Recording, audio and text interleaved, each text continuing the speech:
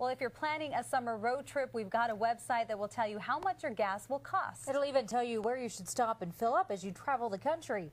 Well, in this morning's Consumer Watch, we found a site that goes a step further. There's a new website to help you save some cash during your long trips. One of the biggest items on your budget is going to be getting to your destination. Most people just assume driving is always the cheapest. Is it the case? Well, sometimes it is, but it's a really good idea to check out some of those travel sites like Kayak or lastminutetravel.com, see what the lowest fares are, and compare that to what it would cost to drive. You can go to costtodrive.com.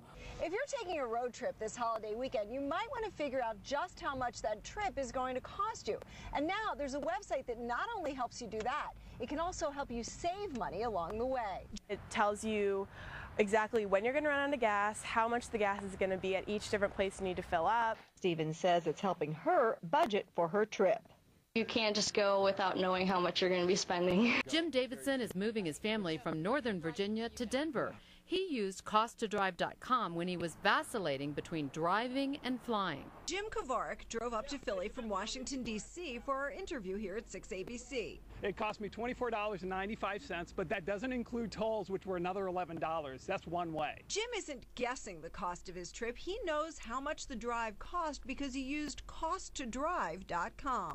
I went on Cost to Drive to figure that out, and that was like $270. I ride my scooter so much now, so I've begun to lose sight of how expensive it is to drive a minivan.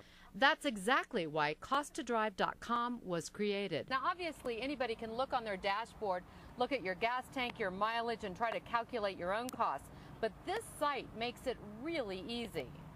You know, we actually talked to Haley once she got to LA, and she says that the site predicted to the dollar almost how much she was going to spend on fuel. The only surprise she got was how bad the traffic is in LA, and that's not the site's responsibility.